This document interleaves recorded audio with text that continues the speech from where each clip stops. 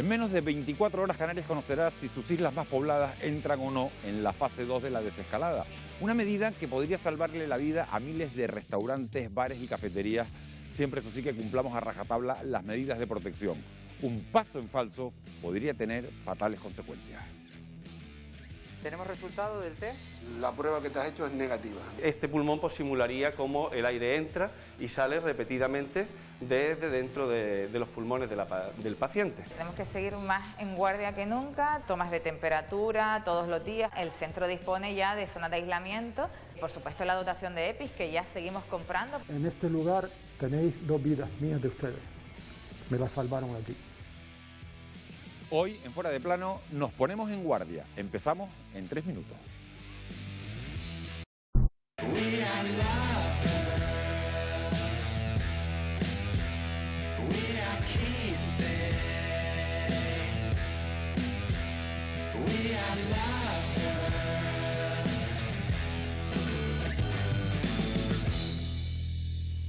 ¿Qué tal? Buenas noches. La desescalada avanza en Canarias. El próximo lunes la totalidad de nuestro territorio podría entrar en la fase 2, confirmando que nuestro esfuerzo colectivo está por fin debilitando al virus. Pero, aunque hayamos logrado detener su propagación, no podemos bajar la guardia en ningún caso. Nuestra sanidad debe estar preparada ante un posible rebrote y se deberá garantizar el abastecimiento de material de protección para nuestros sanitarios y controlar nuevos brotes a través de PCR y test rápidos. Nosotros también deberemos cumplir con las medidas de distanciamiento social. No podemos fallar ahora porque nuestra recuperación depende de ello. En unos minutos les vamos a ofrecer un completísimo reportaje en el que van a poder comprobar cómo se prepara nuestro archipiélago para afrontar un posible rebrote del virus. Pero antes, como siempre, queremos saludar a los contertulios, a los tertulianos que nos acompañan esta noche. Son todos repetidores. Nos acompaña Jonathan Márquez, que es economista, Amos García también, que es el jefe de epidemiología del Servicio Canario de Salud. Nos acompaña Esther Martín, de Comisiones Obreras, y Manuel Galván, que es presidente del Colegio de Farmacéuticos de Santa Cruz de Tenerife. Muy buenas noches, bienvenidos los cuatro. Gracias. Más tranquilos que en semanas precedentes. 70 días llevamos ya de estado de alarma. Sí, más tranquilo, pero más agitado en tanto en cuanto conforme vamos avanzando en el retorno a esa normalidad diferente, más se complica nuestra vida porque hay más trabajo. Sí. ¿Más tranquilo, Manuel? No, cada vez no ha bajado la intensidad sigue y estaremos tranquilos, no sé si en 2 meses, no sé si en 4, pero bueno, esto sigue y el trabajo de los sanitarios y lo que nos dedicamos a esto pues sigue con total intensidad. Bueno, pues aunque tras meses de confinamiento vamos poco a poco recuperando libertades, el combate contra el coronavirus continúa. El buen funcionamiento de nuestra red de salud pública y nuestra responsabilidad individual van a ser claves para prevenir futuros brotes de esta enfermedad. Hemos avanzado mucho, como hemos dicho, pero aún queda un largo camino por recorrer. Ahora, más que nunca, debemos permanecer en guardia.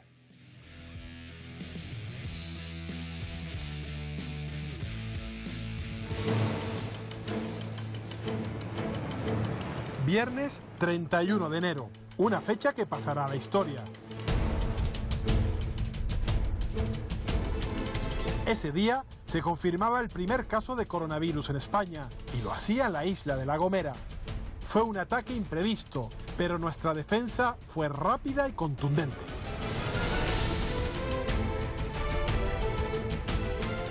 Martes 25 de febrero, un nuevo positivo obligó a poner en cuarentena a más de 1000 personas en un hotel del sur de Tenerife. El virus volvió a atacar con un movimiento mucho más efectivo. Ya no librábamos una batalla, había estallado una guerra. Una guerra en la que hemos combatido cuerpo a cuerpo y en la que para proteger nuestra salud hemos tenido que renunciar a una parte de nuestra libertad. El esfuerzo colectivo ha debilitado al virus, pero no hemos acabado con él. Debemos seguir sus movimientos y prepararnos para un nuevo ataque. Ahora, más que nunca, debemos estar en guardia.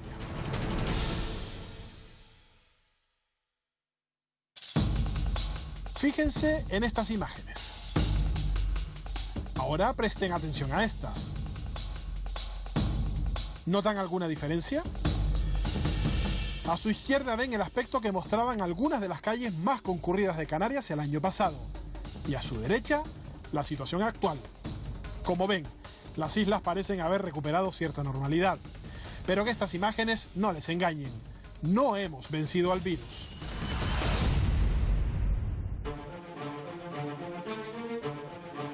Para poder caminar tranquilos deberíamos ser inmunes a él. Y esto se consigue de dos maneras. O bien que la mayor parte de la población se contagie y supere la enfermedad, o generando una vacuna que nos dote de anticuerpos. A día de hoy, no hemos logrado ni una cosa ni la otra. Los resultados del estudio de seroprevalencia no son los que hubiéramos deseado. En realidad, sí que se esperaba un bajo número de personas que hubieran sido infectadas, y nos hemos encontrado que hay regiones, como es el caso de Canarias, que estamos incluso por debajo del 2%. En realidad, la inmunidad de rebaño, a la que siempre se alude, establecen cifras entre el 60 y el 70% de personas que hayan desarrollado inmunidad frente a esta infección. Mientras no tengamos la vacuna, las medidas de distanciamiento social las tendremos que seguir manteniendo para evitar o minimizar los contagios. Siempre que el número de infectados en la población esté contenido en unos ciertos niveles, podremos asegurar que si hay un agravamiento de esos infectados, se les va a poder atender en los hospitales. Hasta ahora el virus se ha frenado gracias al confinamiento, pero la etapa que hemos abierto puede favorecer su propagación. ¿Cómo se prepara nuestra sanidad para luchar contra el virus? Si hay un rebrote del virus, yo creo que Canarias está preparada. Cuando decimos Canarias nos referimos tanto al sistema sanitario, que yo creo que está preparado. Ahora tenemos además la experiencia, que es un valor muy importante. Como nuestra gente, la población de Canarias, de la que quizá dependa más a partir de ahora la protección frente a la enfermedad que del propio sistema sanitario.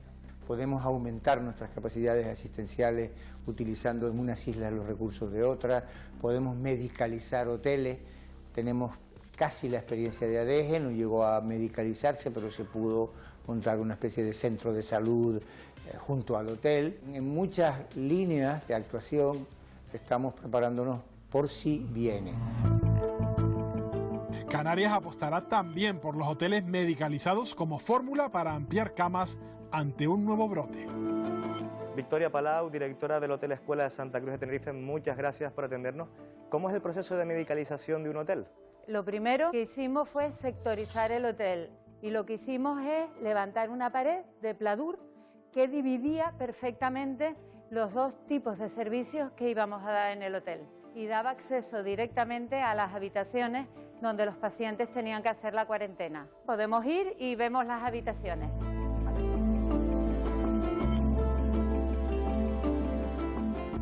Victoria, ¿y cómo se preparó esta planta para funcionar como un hospital? Lo primero que hicieron los médicos y sanitarios que estaban en las instalaciones es habilitar un espacio donde tuvieran los EPIs, los trajes especiales y las mascarillas para poder entrar a dar cobertura a un paciente en caso de una necesidad o urgencia. Y a partir de ahí todas las habitaciones se han ido preparando de acuerdo a los requerimientos de sanidad. Si quieres pasamos a ver la habitación. Vamos. Pues Pablo, podrás ver que las habitaciones no tienen ninguna decoración, no tienen cuadros, no tienen cojines, ni play, ni cubrecanapé. Se ha minimizado al máximo los textiles y cosas que puedan ser susceptibles de contagio.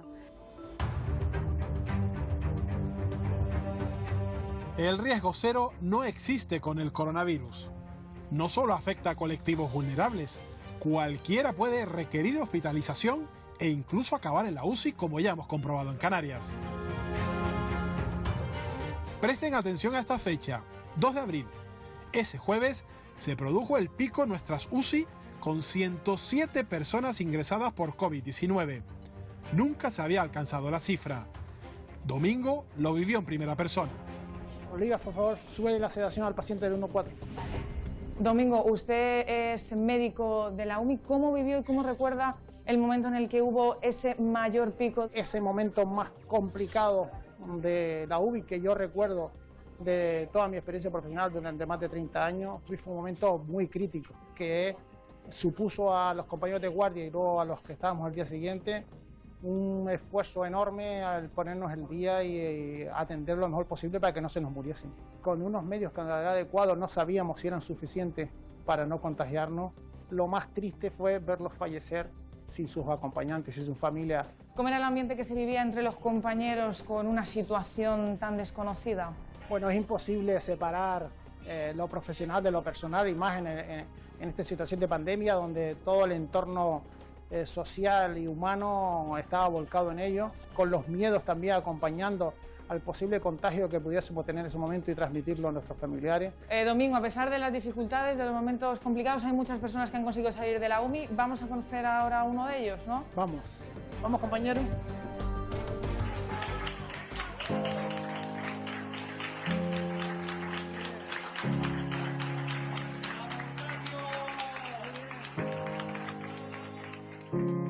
Qué alegría volver a veros, doctor y enfermeras. Eustaquio, 31 días pasó usted en la UMI. ¿Cómo recuerda esa situación? Yo entré y solo recuerdo que entré en una silla, me pusieron en una camilla. A partir de ahí, hasta 16 o 18 días después, no recuerdo nada. El despertar fue un poco duro y en el momento de yo despertar y verlo, fue una sensación maravillosa. Eran enfermeras y eran mis ángeles. Yo me vi 2 veces, yo no me enteré, pero por la información que tengo me vi en la misma raya, esperando, así dabas un pasito para atrás o para adelante. Empecé a dar pasos para adelante. Y Eustaquio, tiene aquí delante a parte del equipo que le ayudó. ¿Qué les diría? En este lugar no solo hay grandes profesionales vocacionales, sino que hay ángeles. Tenéis 2 vidas mías de ustedes. Me las salvaron aquí.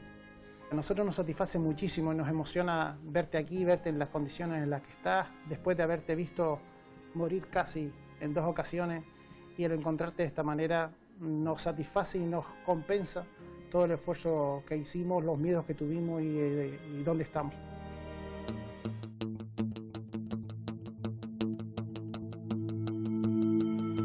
¿Por qué las UCI en Canarias no se colapsaron como sí ocurrió en otras comunidades autónomas de España? Principalmente porque la tasa de contagio en la comunidad canaria ha sido mucho más baja, de hecho es la más baja de España durante esta pandemia, y sobre todo también porque hubo una buena planificación desde el inicio de la pandemia por parte de las autoridades sanitarias para controlar el brote.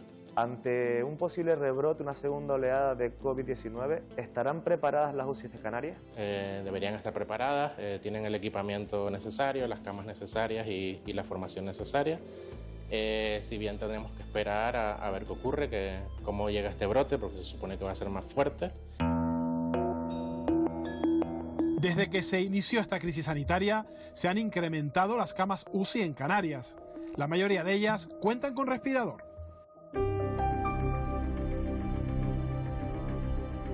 José María Gómez Lama, en esta unidad de medicina intensiva del Hospital Dr. Negrín ha sido la última línea de batalla en la lucha entre el virus y la muerte, y los respiradores, un arma fundamental. Estamos ante uno. ¿Cómo funciona? Es el punto final al que se llega cuando una persona, sobre todo afectada en las formas más graves del coronavirus, necesita ayuda para poder respirar. Dormimos a la persona y mediante una técnica intubamos, ponemos un tubo en la garganta a través de la tráquea para poder hacer llegar a sus pulmones el aire oxigenado y poder retirar el aire con altos niveles de dióxido de carbono de su organismo. Y este pulmón pues simularía cómo el aire entra y sale repetidamente desde dentro de los pulmones del paciente. En esta unidad médica intensiva, ¿cuántos respiradores tienen? En nuestro hospital, en el Dr. Negrín, actualmente hay en torno a unos 90 respiradores disponibles, de los cuales no se hacen usos de todos actualmente, y tenemos además 5 más en reserva y otro tipo de máquinas que podrían suplir la función de un respirador de manera temporal si ello fuese necesario. No todos los aparatos de ventilación sirven para cuidados intensivos y sobre todo que los aparatos actuales tienen unos mecanismos de seguridad y de fiabilidad que son muy superiores a los modelos previos, por supuesto. Aunque el coronavirus lo acapara todo, no es la única enfermedad que requiere atención. Ante un posible rebrote, nuestros hospitales también deben estar preparados para atender al resto de pacientes.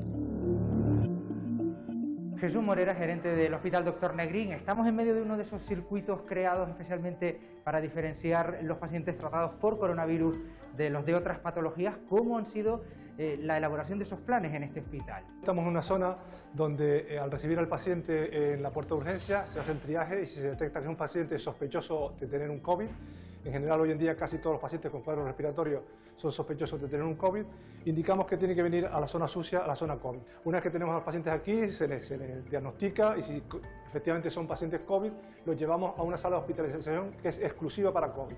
Tenemos una línea de ascensores exclusiva para transportar a los pacientes que tengan sospecha de COVID o COVID confirmado y los llevamos a esa planta exclusiva. En este momento tenemos 2 plantas cerradas, reservadas específicamente para pacientes COVID, que son un total de 66 camas. De crear todos estos itinerarios diferenciados al resto de patologías, ¿qué ha sido lo más complicado? Bueno, lo más complicado es seguir atendiendo a la vez a los pacientes que no tienen COVID, a la vez que atendemos a los pacientes con COVID. Esto nos ha requerido desdoblarnos en cuanto a personal, en cuanto a espacio, es lo más complicado de todo.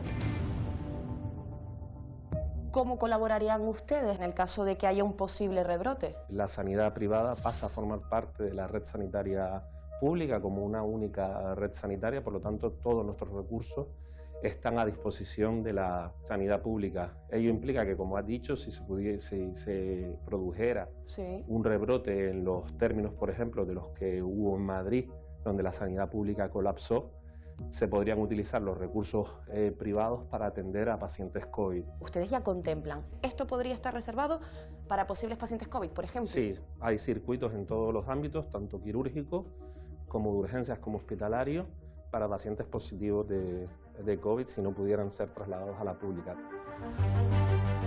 Uno de nuestros puntos débiles en esta crisis ha sido la escasez de medidas de protección para nuestros sanitarios, algo que no debería volver a ocurrir.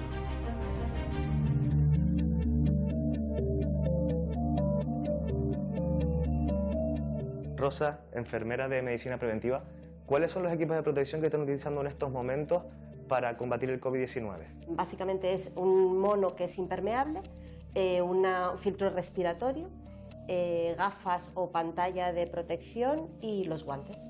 Un equipo de protección muy diferente al que se utilizaba en el comienzo de la pandemia. ¿Podrías hacernos una comparación? Nosotros lo que utilizábamos era una bata impermeable, igual que el mono, una bata impermeable, el resto era exactamente igual. La única diferencia ha sido pues, una cuestión de recursos. Inicialmente lo que teníamos eran batas que son suficientes, cumplen perfectamente con la normativa y con los mínimos exigidos para atender a este tipo de pacientes. Cuando se acaba en las batas, empiezan a mandarnos el mono, pues empezamos a utilizar el mono. El alto número de personal contagiado se debe a que en un principio no tenían material, no había ni siquiera unas mascarillas quirúrgicas suficientes, ni guantes suficientes, con lo cual el personal estaba tan expuesto y esta situación llevó a que exista un 26% del personal del Servicio Canario de Salud contagiado a día de hoy. ¿Y está garantizado el abastecimiento de EPIs, de equipos de protección individual, en una hipotética próxima ola de coronavirus? Los trabajadores del Servicio Canario de Salud en general no estamos seguros de que se pueda mantener económicamente la compra de material y que tengan voluntad de hacerlo. Pero si en algo no podemos volver a fallar es en la asistencia que damos a nuestros mayores. Canarias ha notificado 18 ancianos fallecidos en residencias y aunque estamos muy lejos del drama ocurrido en otras comunidades, no podemos bajar la guardia.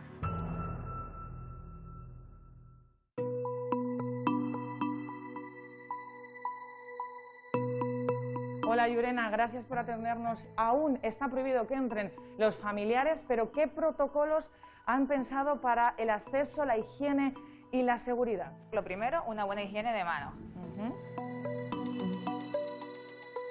Vamos a tomar la temperatura. No va a ser necesario colocar bata, pero como ahora las visitas están prohibidas, vamos a extremar las precauciones y te vamos a pedir que te pongas la bata.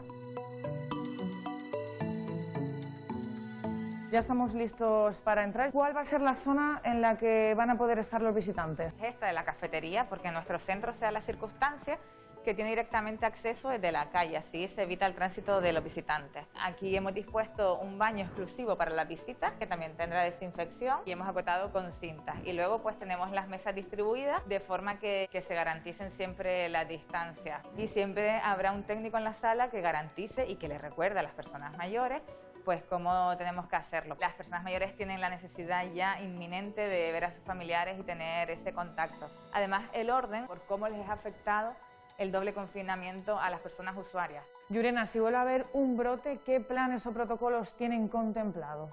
Por supuesto, la dotación de EPIs, que ya seguimos comprando para prepararnos por si no viene una segunda oleada, pues que no nos coja como en la primera.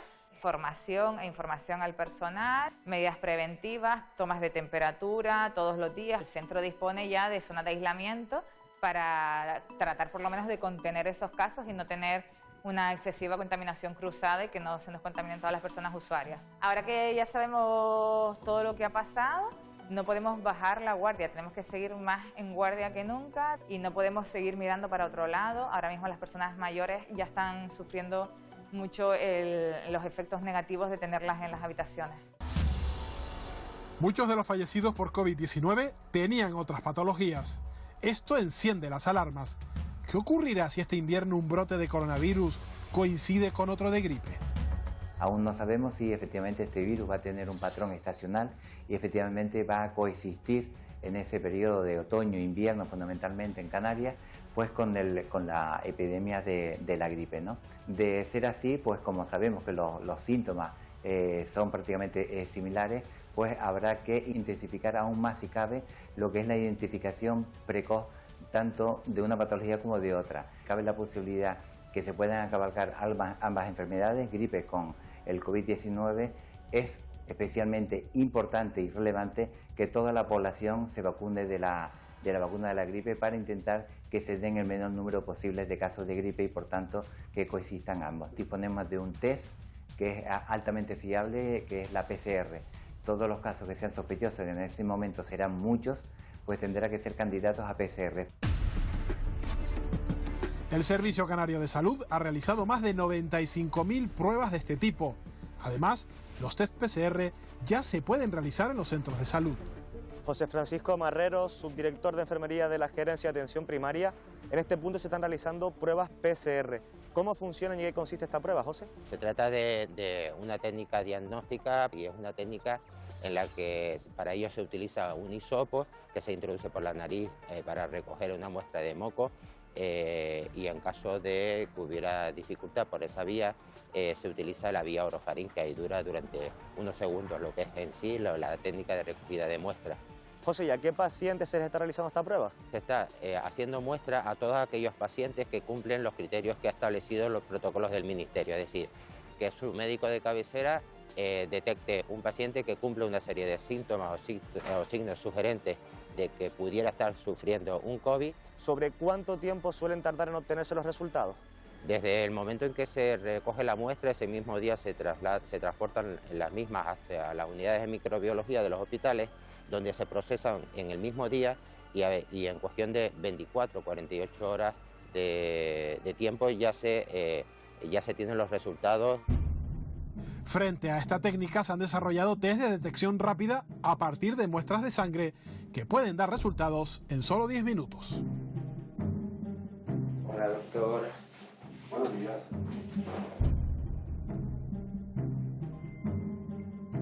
Doctor Joaquín Blanco, he venido a su laboratorio para que me realice un test rápido, ya me ha hecho la extracción de sangre y ahora sí comienza el test rápido, ¿no? ¿En qué consiste? Lo que consiste en buscar los anticuerpos que ha generado una persona que ha estado en contacto con el virus, el COVID-19 en este caso.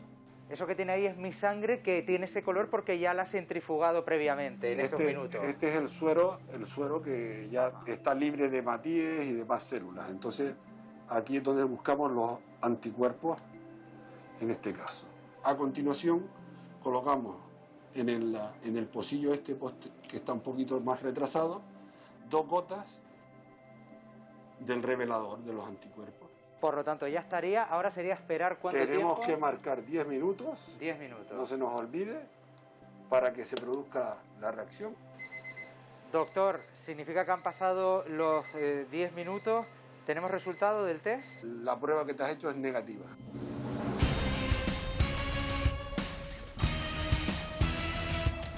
Ya sea mediante test rápidos o PCR, lo que queda claro es que Canarias necesita reforzar su sistema de detección para mantener a raya al virus.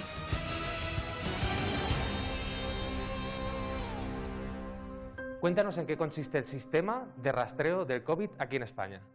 Básicamente, el sistema de rastreo en España es un sistema más bien manual.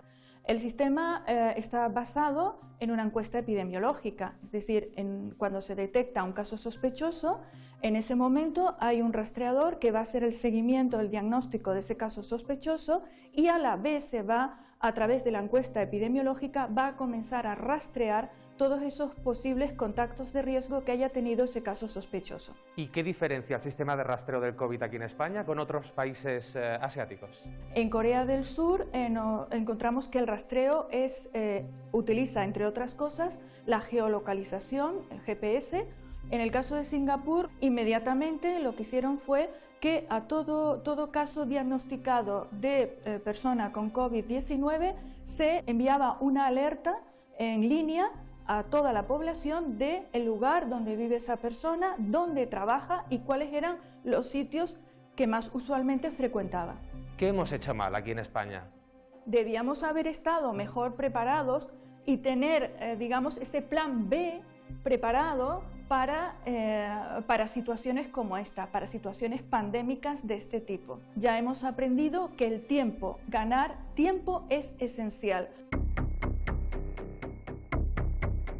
El virus seguramente va a rebrotar, esperemos que no con la misma fuerza, esperemos que las olas sucesivas que aparezcan quizás en otoño no tengan la misma amplitud que ha tenido la primera ola. El daño y la virulencia de las posibles olas que contemplamos con los datos actuales que pueden producirse depende del resultado de cada una de las fases en la que debemos colaborar todos, absolutamente todos. Tenemos que considerar que este virus va a ser un enemigo con el que tengamos que convivir ya de aquí en adelante. El riesgo de contagio puede ser mayor en los menores, ya que para los más pequeños es más difícil mantener la distancia de seguridad o algunas pautas de higiene. Por eso es necesario extremar las precauciones en los centros educativos ante una posible reapertura para clases de refuerzo o para atender a menores cuyos padres trabajan. Visitamos algunos de ellos para ver si están preparados. Los centros se están preparando para la reapertura. Tenemos que tener en cuenta que son distintas claves que tenemos que ir abordando, distintos factores, distintas dimensiones de esa reincorporación. Por un lado, medidas sanitarias, de higiene, de distanciamiento físico, de organización que alumnado puede entrar en cada momento, pues ir pensando todas esas medidas, a la vez que estamos detectando dentro del personal docente y no docente las personas que son vulnerables. De 3 a 12 años es donde tenemos que poner las medidas más complejas porque es alumnado que no se puede quedar solo en casa y después indudablemente a partir de los 12 tendremos que hablar de combinar enseñanza presencial con no presencial. Pedro Crespo, presidente de AMPE, muchas gracias por atendernos. ¿Consideras que es conveniente que se reabran los centros educativos como este que tenemos aquí detrás? Solamente cuando las medidas de seguridad planteadas por las autoridades sanitarias se tenga la total garantía de que existen. Tenemos que ir con calma y, eso sí, planificar adecuadamente lo que es el curso que viene. Tiene que haber medidas, por supuesto, de higiene muy fuertes en todos los centros escolares, un aumento de profesorado y también la otra medida que es fundamental, que es la enseñanza semipresencial. Solamente cabe la enseñanza cara al curso que viene si compatibilizamos la enseñanza presencial con la enseñanza desde casa.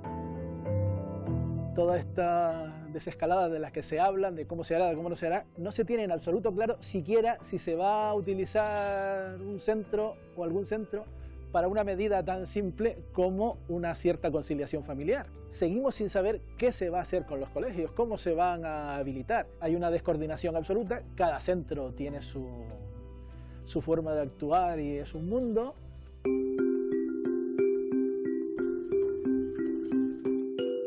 ¿Están preparados en este centro infantil para la reapertura? La verdad es que no estamos preparados todavía, estamos a la espera de que la Consejería de Sanidad termine de elaborar un protocolo sanitario. Nosotros podemos intuir algún tipo de medidas porque siempre las hemos tenido, o sea, cuestión de mascarillas, cuestión de alcohol, los espacios serán limitados, poner pantallas. ¿Dividir el centro infantil con mamparas, por ejemplo, no es viable? Yo creo que eso sería inaceptable, eso es muy complicado, es difícil y es antisocial totalmente. En esta habitación, por ejemplo, ¿cuántos niños podrían estar a partir de ahora? Estará alrededor de 4 o 5 niños. Y vamos a inculcarle todo lo contrario de lo que le hemos inculcado de aquí para atrás, de compartir, de estar juntos, de jugar. Ima, ¿nos muestras otras estancias de este centro infantil? ¿Cómo no? ¿Te imaginas a las trabajadoras de este centro corriendo detrás de todos ellos, pendientes? No pongas la mano aquí, no te lleves las manos a la cara, continuamente llevándoles gel. ¿Cómo te imaginas que será a partir de ahora? Van a correr mucho, las educadoras ahora van a correr mucho. Vamos a tener que estar con los niños, que no se compartan los juguetes. ¿Cuándo van a abrir las puertas de este centro?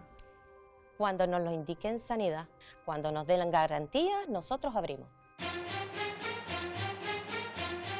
Nos quedan cosas que mejorar y mucho camino por recorrer para vencer al virus. La lucha será larga. ¿Recuerdan las imágenes del inicio? Ahora queremos mostrarles estas.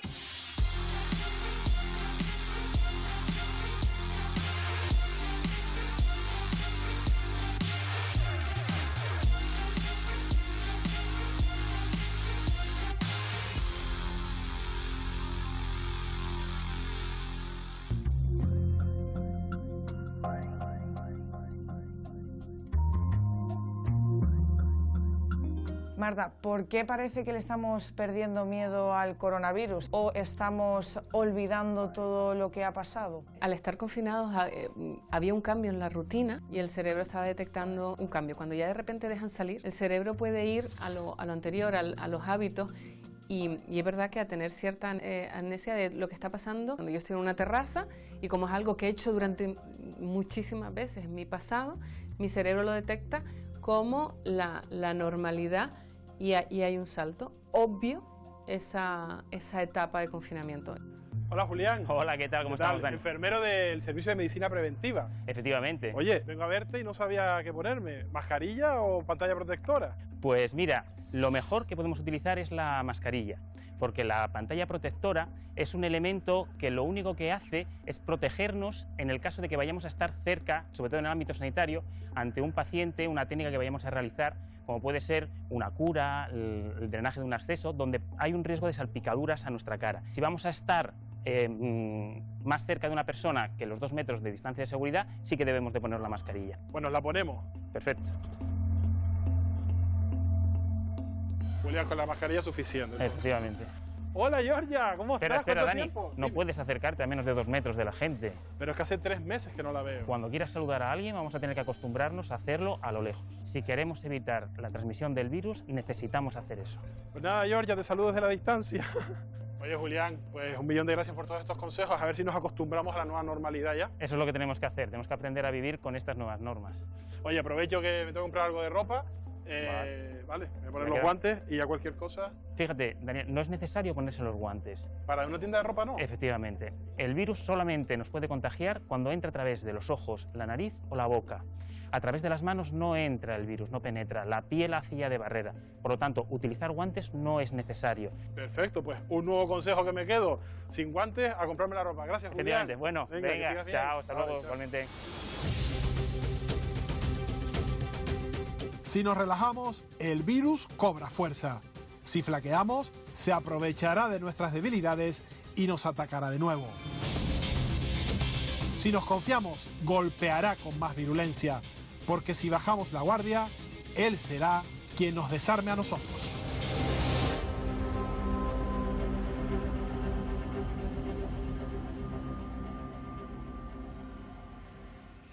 Este es el reportaje que han hecho nuestros compañeros de Fuera de Plano en guardia. Si nos relajamos, el virus, Amos García, coge fuerza. ¿Estamos preparados para un posible rebrote?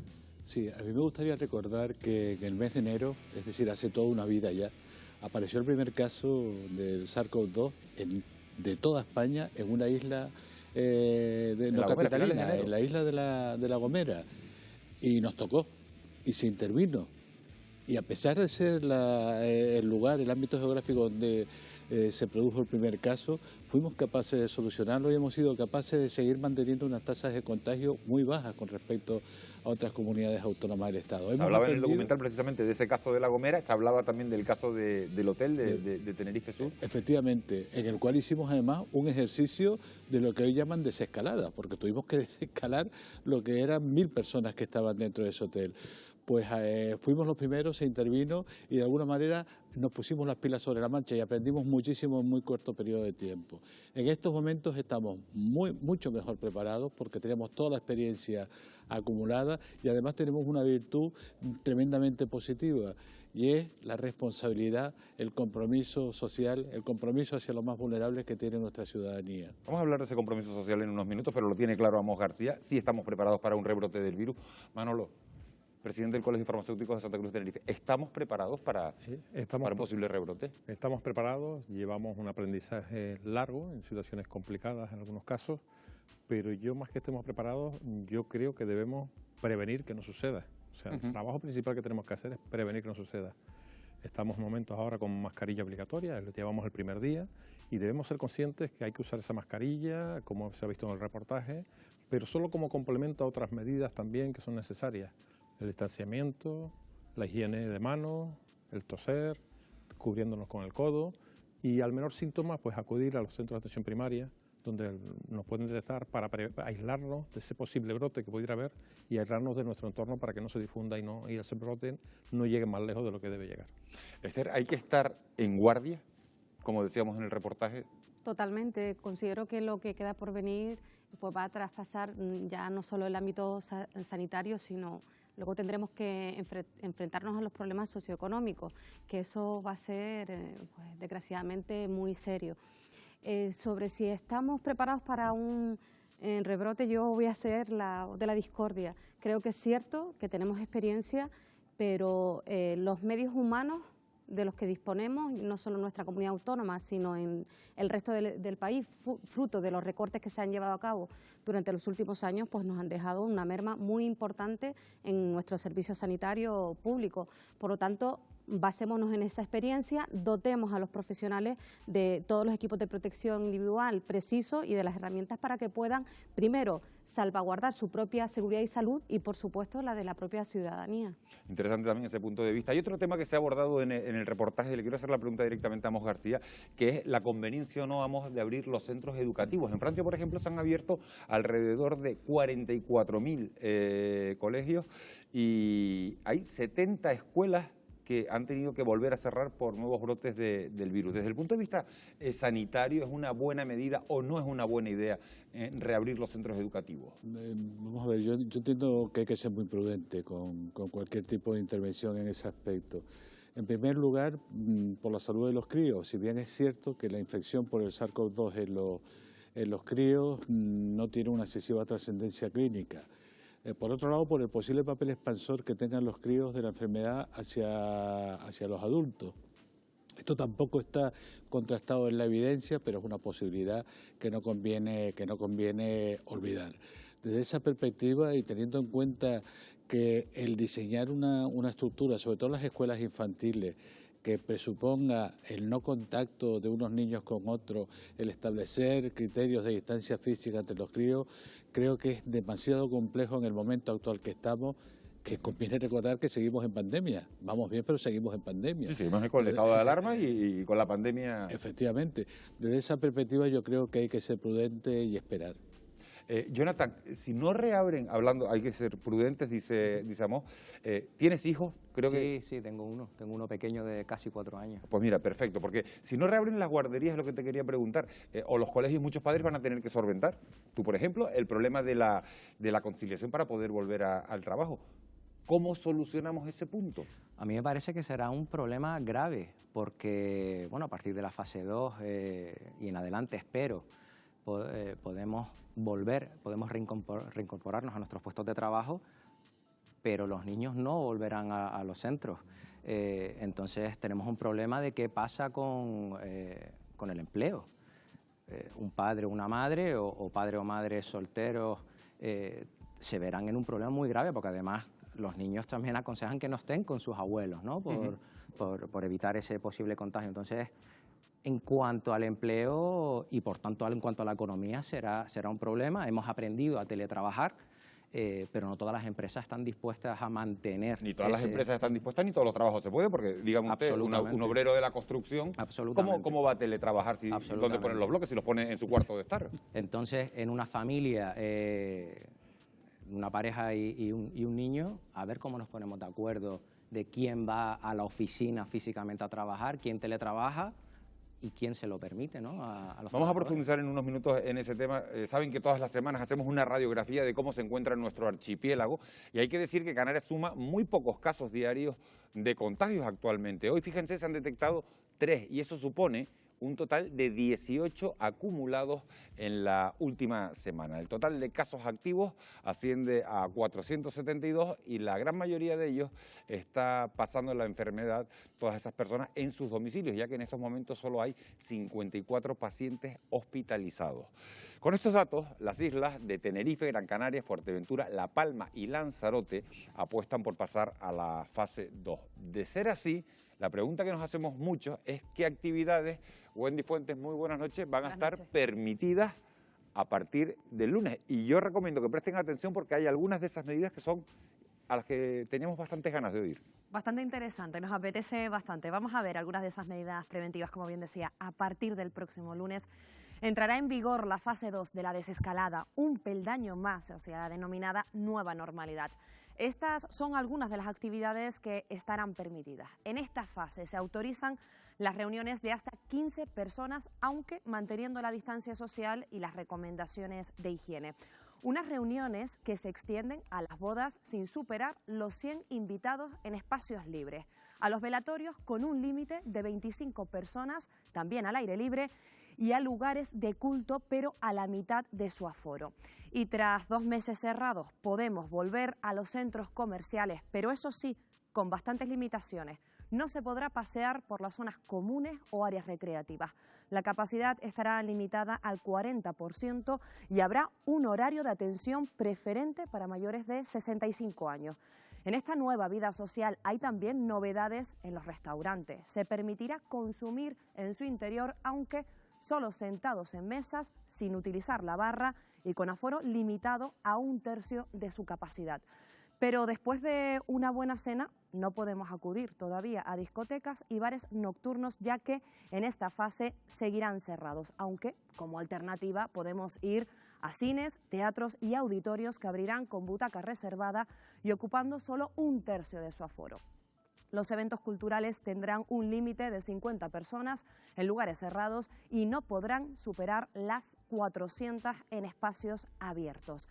En ambos casos, siempre que permanezcan sentados y manteniendo la distancia. También se amplían las opciones de actividades al aire libre en esta fase. Para empezar, se extiende el horario para hacer deporte, excepto en los tramos reservados para los paseos de los mayores de 70 años, es decir, de 10 a 12 de la mañana y de 7 a 8 de la tarde. Y si hay una actividad preferida al aire libre, esa es la playa, a la que volveremos el próximo lunes, si a Canarias, como se prevé, se le autoriza para pasar a la fase 2. Con una limitación, mantener la distancia mínima de seguridad entre los usuarios de al menos 2 metros. Junto a la apertura de las playas también hay un nuevo paso para los hoteles y alojamientos turísticos. Podrán abrir sus piscinas y el resto de zonas comunes, pero con el límite de 1/3 de su aforo.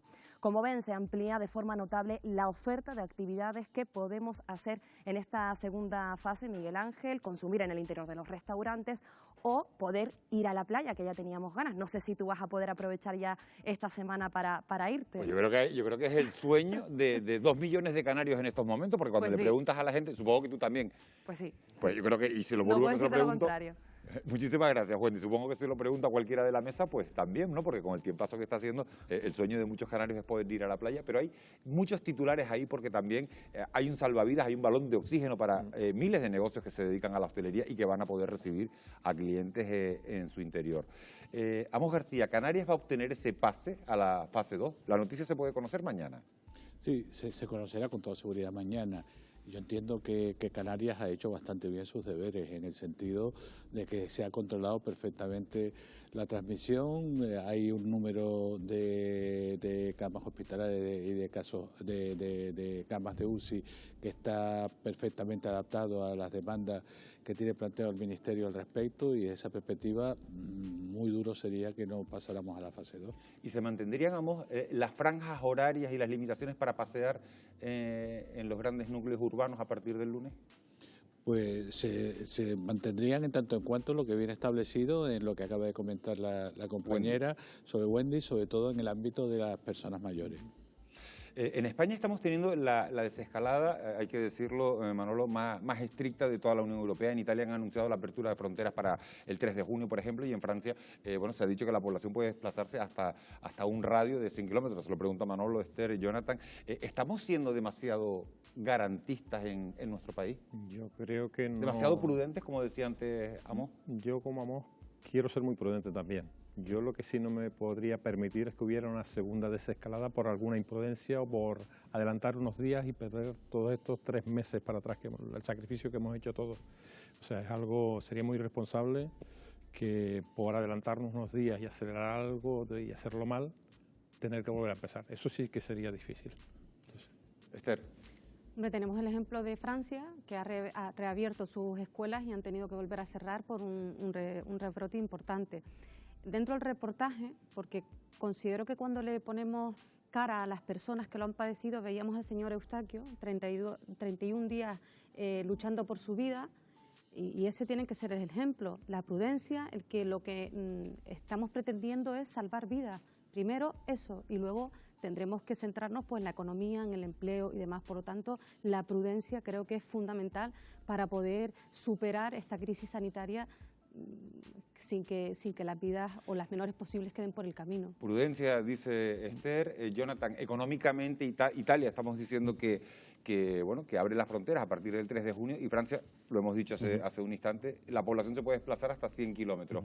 ¿Esas medidas económicamente pueden ayudarles a ellos en detrimento de otros países como España, que tienen sus fronteras cerradas? Sin duda, de hecho Italia, una de las razones por las que empieza esa apertura es precisamente el efecto económico. También es cierto que vernos abocados a un segundo confinamiento sería un desastre. Ya es un desastre este primer confinamiento con reducciones en nuestra economía, no vista desde el año 36, desde el primer año de la Guerra Civil. Imagínese entonces un segundo confinamiento. Entonces, yo al igual que el resto de la mesa, yo prefiero ser bastante cauto, yo prefiero ser bastante prudente. Hemos visto países, el problema de esta pandemia es que no la conocía nadie, nunca se había dado. Entonces los países han ido tomando decisiones pues dependiendo de sus expertos. Hemos visto desde confinamientos estrictos como al principio China, Italia, España, hasta lo opuesto, negando la mayor, como puede ser Reino Unido al principio y Estados Unidos, y algo intermedio como Suecia, y hemos visto los efectos que ha tenido en la población, en los contagios y en las muertes, y por tanto el efecto económico que eso traerá. Entonces yo sigo siendo bastante cauto, yo prefiero una salida lenta, pero que nos asegure no tener un segundo rebrote y por tanto no abocar nuestra economía a otro desastre. Bueno, pues queda claro, salida lenta, prudencia por parte de todos y respetar las medidas de seguridad. Y una novedad precisamente hoy de las medidas de seguridad son las mascarillas. Una orden ministerial obliga, como saben, a utilizarlas a partir de los 6 años en la vía pública y en los espacios cerrados cuando no se pueda garantizar la distancia mínima de 2 metros. Mascarillas que pueden ser de cualquier tipo, siempre que cubran la nariz y la boca, aunque es preferible que sean mascarillas de las llamadas higiénicas o quirúrgicas. Y atención, porque eso sí, habrá sanciones si esta obligación se incumple, pero hay excepciones, como no, que liberan del uso obligatorio para esas personas que presenten dificultades respiratorias o también cuando se esté contraindicado por motivos de salud o por una situación de discapacidad o de dependencia. Además, cuando se practique algún deporte o en la ingesta de comida y bebida, así como por causa de fuerza mayor o necesidad justificada. La pregunta que nos hacemos todos, ¿era necesaria ya una medida de este tipo? Se lo hemos preguntado a nuestro colaborador habitual, Jesús Sánchez Martos. Muchas gracias, Miguel Ángel. Buenas noches. Buenas noches. Estás viendo que aquí es de día. Yo no. Yo estoy en la península, vosotros en las Islas Afortunadas. Y aquí no es que estemos una hora menos, no. Es que hemos grabado esto para vuestro programa de día para que se vea que va pasando la gente y la gente va con las mascarillas. Pues sí, ¿qué me parece? Bueno, me parece que las cosas más vale tarde que nunca. Hombre, ¿se tenía que haber hecho antes? Pues sí, lo llevamos diciendo hace mucho tiempo. Pero claro, cuando le preguntan a Fernando Simón en la rueda de prensa que por qué no se ha hecho antes, nos dice claramente, con sinceridad, eso sí, mire, no lo hemos hecho antes porque realmente no estábamos seguros de que se pudieran cumplir las instrucciones. Yo me pregunto, ¿pero no las podemos cumplir por nosotros? Estamos demostrando que sí, fijaros, toda la gente responsable. ¿O no? No lo podíamos cumplir porque no había mascarillas para todos. Bueno, lo cierto es que no haya mascarilla para todos. Ahora espero que sí las haya, pero sobre todo si el gobierno ha dado una instrucción con una orden ministerial de que hay que llevar mascarillas todos en los lugares cerrados, en los lugares públicos, salvo para hacer deporte o si mantenemos, como yo ahora mismo estoy manteniendo, 1,5 metros, 2 metros de distancia, pues si dicen que hay que llevarla será porque la van a financiar. Yo creo que si es una orden ministerial para evitar el contagio, se tienen que estar financiadas por la sanidad pública. Y no estoy diciendo gratis, Miguel Ángel, no, porque la sanidad será universal, pero no es gratis, la estamos pagando todos.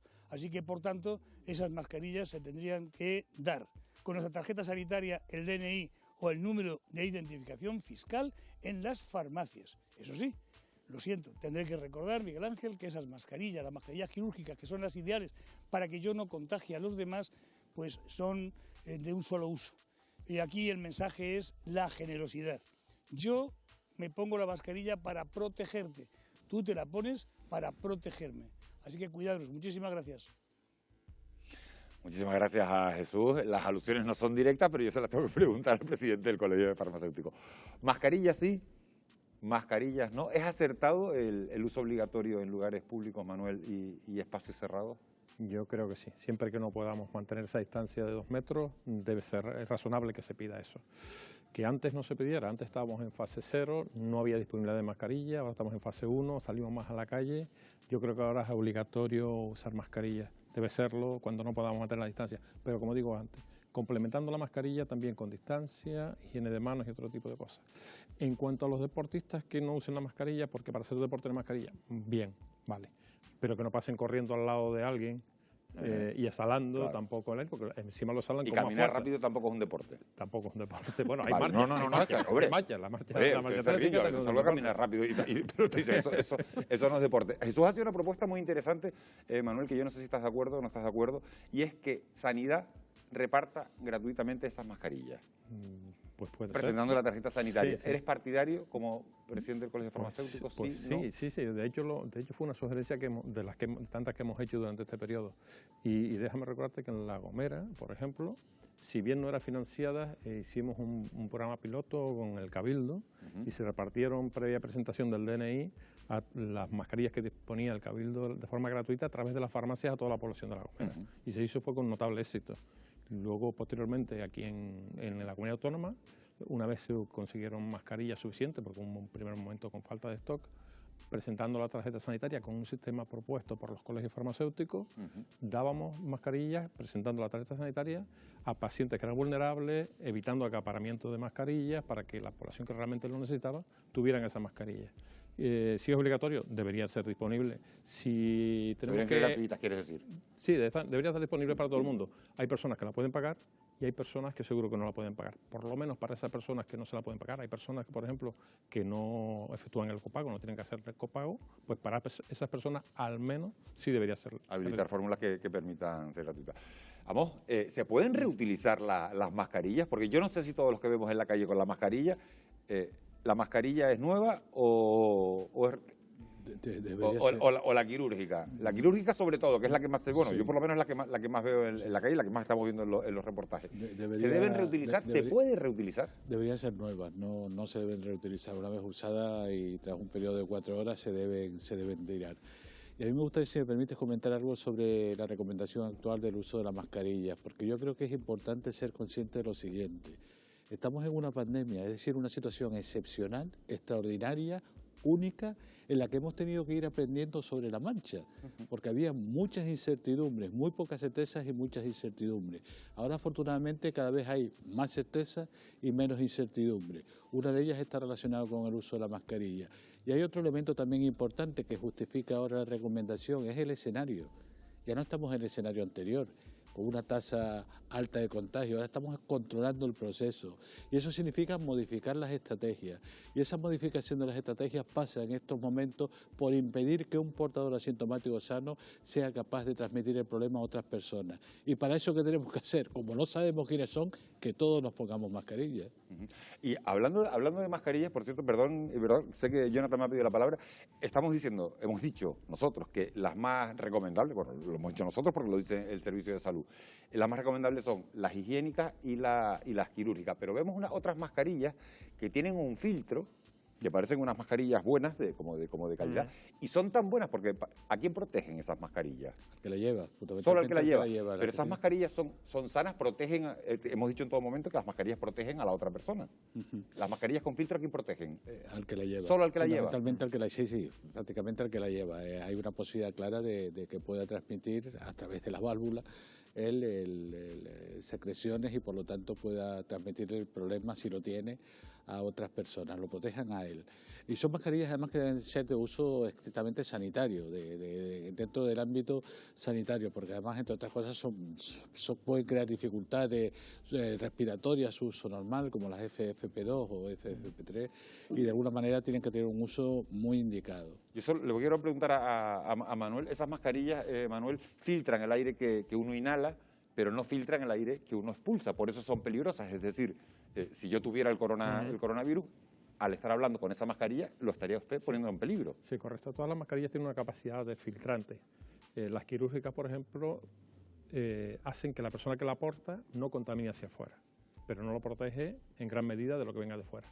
En este caso, los que hablas de la válvula, porque filtrantes son todas, la válvula esa es una válvula exhalatoria, lo que hace es que el aire, que la persona que lo lleva, lo expulsa hacia afuera, con lo cual no filtra nada de lo que esa persona pueda tener. O sea que si yo me tropiezo a alguien en la calle con esa mascarilla, lo que tengo que hacer es alejarme. Apartarme. Más que estar seguro es cualquiera que vea un filtro. 2 metros de distancia de esa persona. Eso sí. Pues bueno, son consejos para nuestros espectadores, porque cuando veas eso te vas a alejar, vamos. Aunque no lleve mascarilla, es conveniente apartarse 2 metros. Vale, bueno, sí, también es verdad, acepto el tendor. Jonathan, vamos a ir a publicidad, pero me has pedido la palabra. Si te pido brevedad. Sí, un pequeño paso sanitario como es este del uso de este tipo de mascarillas. Tenemos que ser conscientes de que es un gran paso para la economía. ¿Por qué? Porque pequeños gestos como estos de poder evitar el contagio entre unos y otros hace que se reactive la economía. Por eso es importantísimo utilizarlo, cumplir con la norma, porque esto nos hará salir poco a poco del agujero económico. Por eso, bueno, yo lo veo positivo el efecto económico que traerá esta decisión sanitaria. Ya se empieza a ver, empieza a ver ya establecimiento, empieza a ver poquito a poco y dentro de las limitaciones, pero empieza a verse ya movimiento. Bueno, agradezco la brevedad que le había pedido. Vamos a hacer un mínimo alto en el camino para ir a publicidad. Les pido que no se vayan muy lejos porque vamos a regresar enseguida y lo vamos a hacer, estaban viendo hace un instante algunas imágenes, vamos a hacer una conexión con uno de los neurovirólogos más importantes de este país. Estamos hablando de José Antonio López Guerrero. A él le vamos a preguntar si vamos a tener que acostumbrarnos a vivir con este COVID-19. Alto para la publicidad y regresamos en apenas 2 minutos.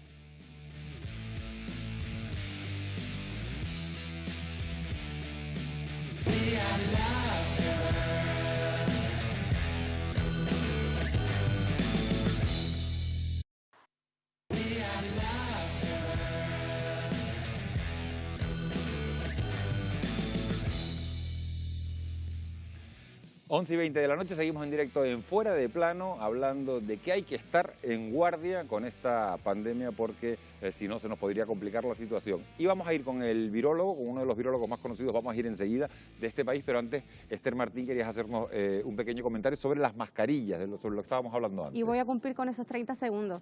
Quería exponer un poco la importancia fundamental de financiar las mascarillas, sobre todo para la población que resulte más vulnerable.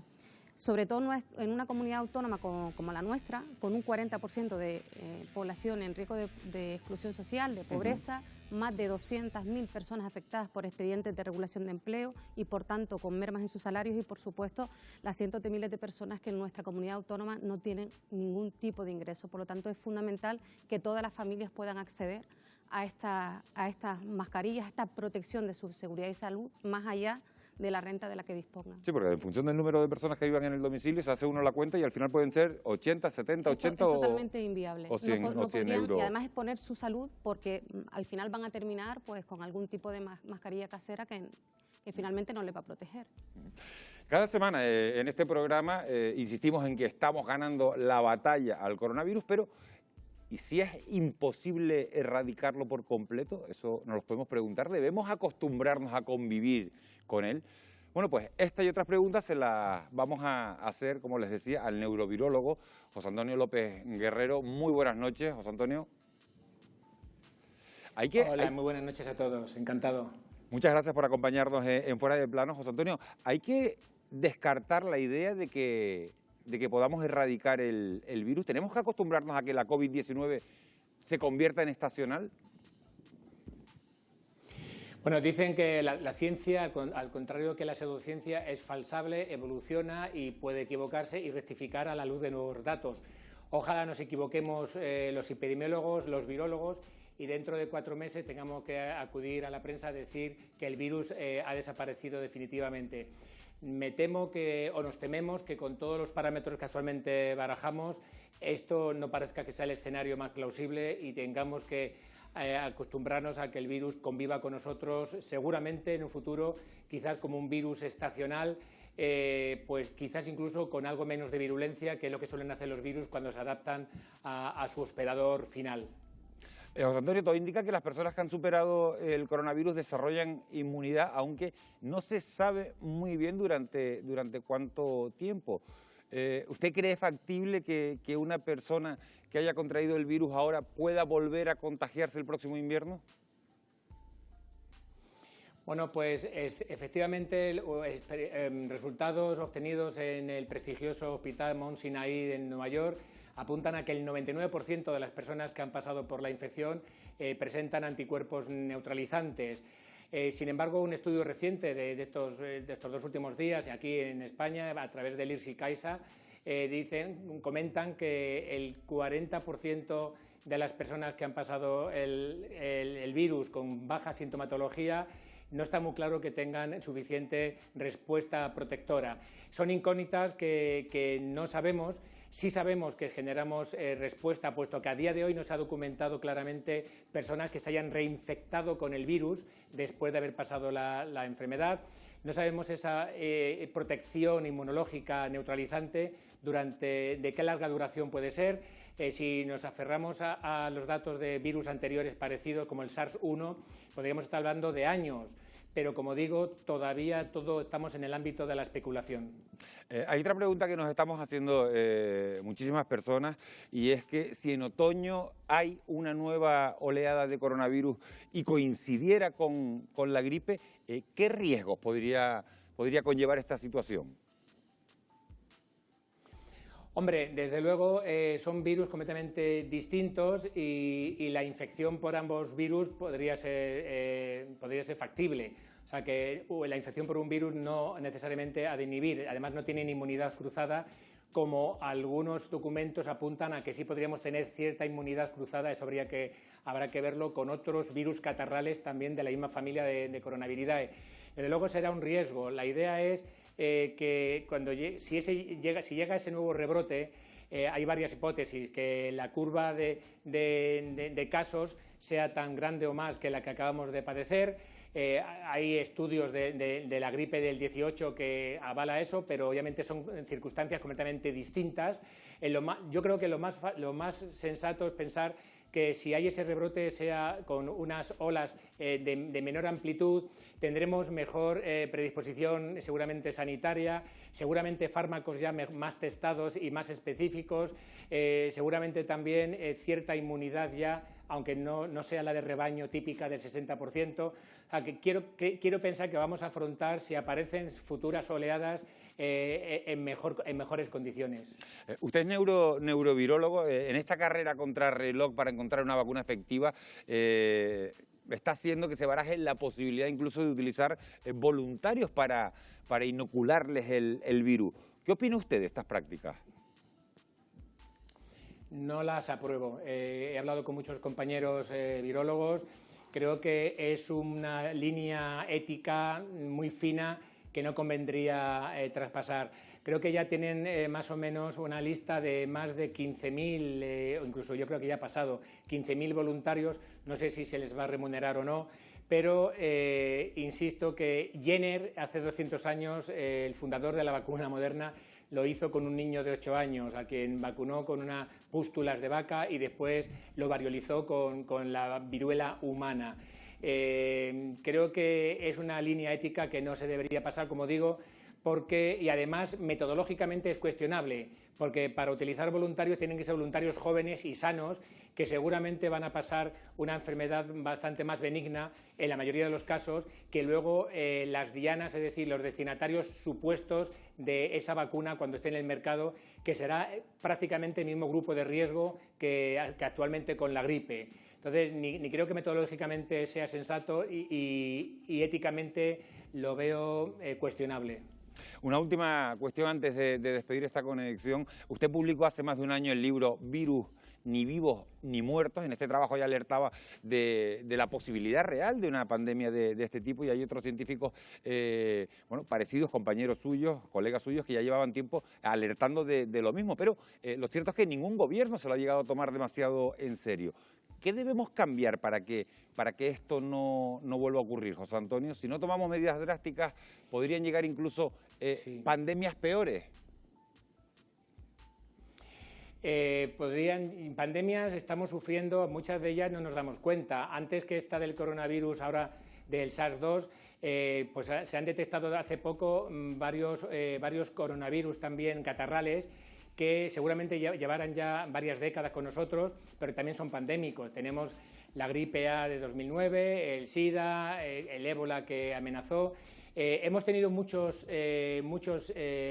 señales, incluso el SARS-1 en el año 2000-2003, que nos indicaban en la precaria situación de sanidad, bueno, de sanidad no, de posible salto de virus de animales a humanos, sobre todo en aquellos países donde la aglomeración de las personas, la convivencia y tráfico ilegal de todo tipo de animal favorecen este tipo de zoonosis, de paso de virus de animales a personas.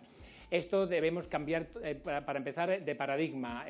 China se tiene que poner las pilas, Asia se tiene que poner las pilas con estos tráficos ilegales de animales que acaban en mercados ilegales en condiciones paupérrimas, y también tener claro, y nuestros gobernantes, en vez de dedicarse a tener política tosca, bronca, y intentar pescar votos y votos en diferentes caladeros, tendrían que remar en la misma dirección y darse cuenta que si quitamos la inversión en sanidad, lo vamos a pagar, que si quitamos la inversión en investigación, lo estamos pagando. La ciencia, por desgracia, es lo primero que desaparece en un país que acaba en crisis, ya sea una crisis económica como la de 2008 o esta sanitaria, que la ciencia se cerró en todas las universidades, y a día de hoy todavía, cuando ya están los trabajos esenciales y no esenciales en marcha, a día de hoy todavía no ha arrancado plenamente la investigación en este país. Sin ciencia no hay futuro, y sin sanidad ya lo estamos viendo.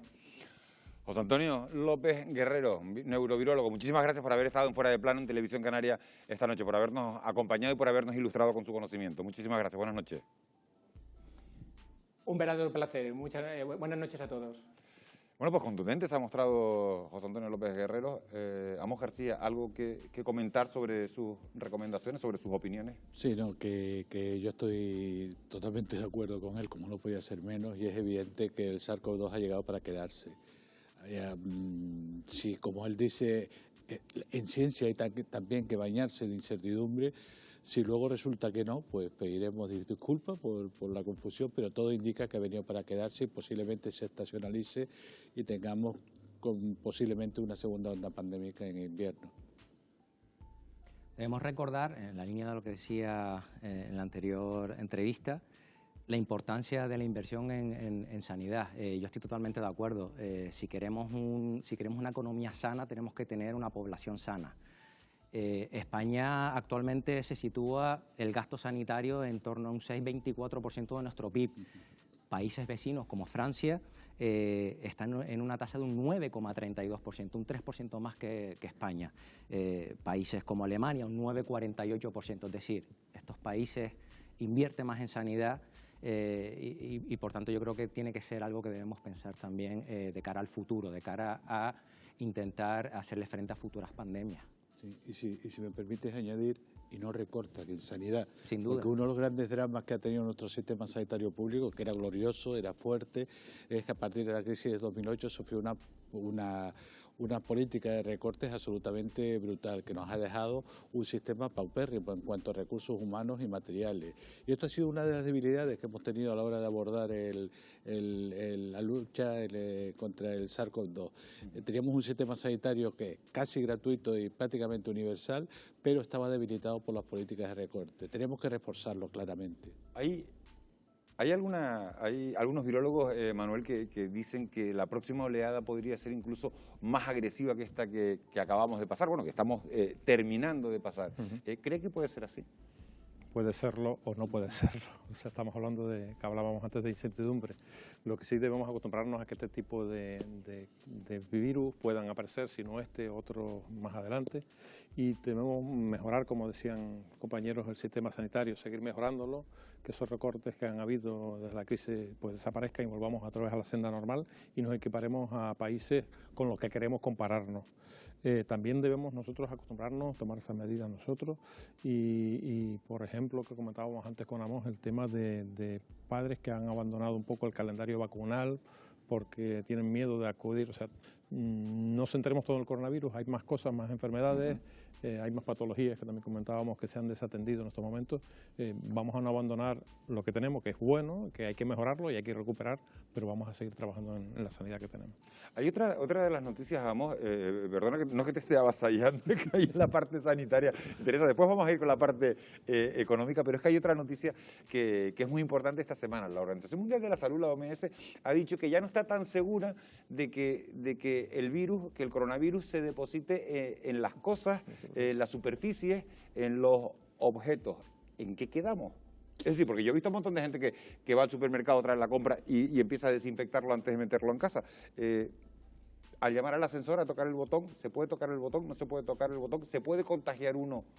Yo creo que lo que hay que hacer fundamentalmente es lavarse las manos antes y después de haber hecho todas esas cosas y manteniendo siempre la distancia física de 2 metros con el resto de las personas. El lavado de manos es clave, es clave.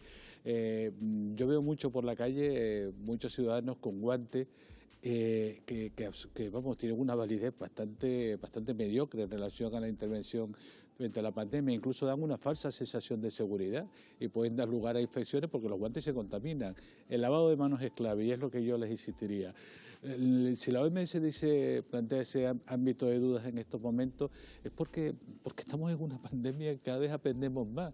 Y desde esa perspectiva, los esquemas que teníamos previos a lo mejor se modifican a la semana siguiente. Y a lo mejor esto que plantea hoy como duda la OMS, pasado mañana dice que no, que efectivamente se quedan depositados. En cualquier caso, entre el sí y el no, tengamos cuidado con las superficies comunes, sigamos limpiándolo y desinfectándolo. Volvemos a lo mismo. Si se toca el botón, se lava uno las manos después y así no se contagia. Porque precisamente la relajación, llevamos casi 70 días, antes hacíamos la cuenta 69, 70 días del estado de alarma, y es el cansancio ante las medidas decretadas en esta pandemia lo que puede poner en peligro esa lucha que estamos llevando contra la COVID-19. La relajación, no respetar la distancia social, o desobedecer a las autoridades puede llevarnos a un rebrote. Presten atención a este vídeo.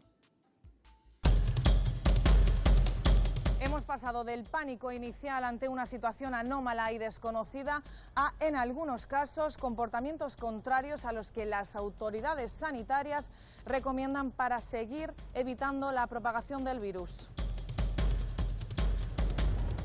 Y la OMS lo avisa. Emergency fatigue threatens the precious gains we have made against this virus. Esta advertencia de la OMS surge tras observar con preocupación cómo se está llevando a cabo la desescalada en varios países después de muchas semanas de confinamiento. Pero, ¿qué es la fatiga social ante la pandemia? Cuando uno tiene que seguir una serie de instrucciones muy estrictas respecto a algo. Al final eso genera cansancio psicológico, genera que la gente empiece a perder esa sensación de riesgo, de alerta de forma natural. Tanto que eso puede llevarnos a realizar conductas incluso que van en nuestra propia contra o en contra de nuestro interés, porque estamos cansados de sentirnos asustados. Entonces, de una manera natural, nuestra mente hace que percibamos las situaciones como de menos riesgo de lo que son.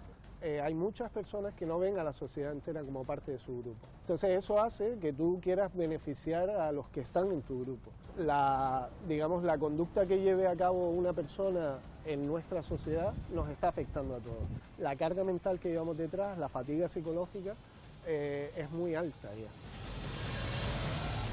Estoy cansada, deseo ya que todo esto pase lo antes posible. También se produce la necesidad de no estar con esta mascarilla ni con estos cuidados, ¿no? En los supermercados, cuando te están dirigiendo todo el rato, ponte aquí, ponte allí, que parece que no tienes, es que no tenemos libertad de movimiento. No, sigo cumpliendo. Es un poco complicado, pero tampoco llamaría harto, es más bien difícil de seguir al 100% las normas. Y se nota que hay gente que ya le da igual. Sí, el hartazgo está haciendo que ahora al salir no estemos respetando el distanciamiento social en muchas zonas, porque sales, la ganas de salir, de verte con la gente otra vez, ¿sabes? La necesidad. Which path we follow? One that sees us head towards a new normal, or one that sends us back to restrictions on our movement and social interactions. Los expertos lo advierten, de nuestro comportamiento dependerá el curso que tome la pandemia, dirigiéndonos hacia la nueva normalidad o, por el contrario, a la posibilidad de regresar al confinamiento. La relajación, el temor a esa relajación. Esther Martín, ¿podemos echar a perder todo lo que hemos avanzado si nos relajamos ahora? ¿Cómo combatimos esa fatiga social, como la estamos llamando? Yo creo que la mayor parte de la ciudadanía han hecho un esfuerzo terrible, lo siguen haciendo, están comprometidos, son responsables, pero como todo, luego hay una minoría que empieza a dejarse ir. Una de las personas entrevistadas pues hablaba de su libertad de movimiento. Pero claro, esa libertad está por encima de la libertad a mi seguridad, a mi salud. Entonces yo creo que aquí cabe la responsabilidad, hacer el último esfuerzo, tener en cuenta las vidas que se han quedado por el camino, el esfuerzo de los profesionales sanitarios y seguir como lo hemos estado haciendo hasta el momento. Una ciudadanía que ha resultado ser ejemplar, que lo sigue demostrando y que tenemos que seguir en esa línea. Veo a Manuel asintiendo a todo lo que dice Esther. En la otra cara de la moneda, Manuel, están las personas que debido al confinamiento han desarrollado casi un miedo irracional, por decirlo de alguna manera, un miedo irracional a pisar la calle, a sentarse en una terraza e incluso a socializar con otras personas. Ni un extremo ni el otro, ¿no? Ni un extremo ni el otro.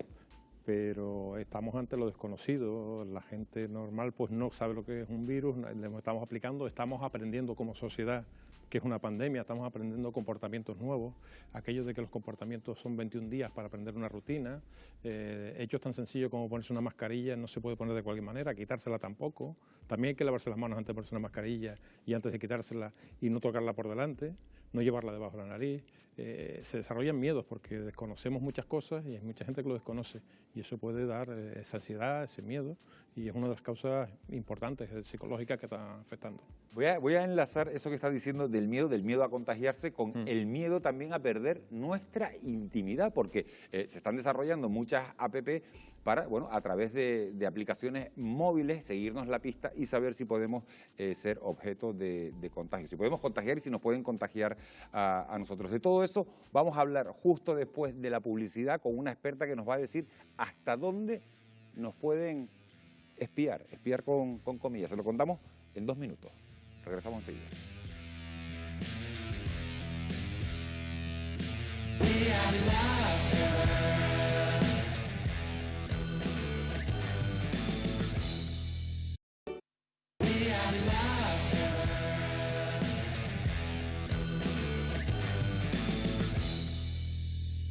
Rastrear el coronavirus a través de aplicaciones móviles, tomas de temperatura en aeropuertos, comercios o empresas, o incluso el uso de pasaportes inmunitarios. Son algunas medidas que ya están en vigor o que se barajan para evitar futuros brotes, pero algunas de ellas podrían vulnerar nuestro derecho a la protección de datos. Eso es lo que nos preguntamos todos, Wendy. ¿Hasta dónde pueden llegar?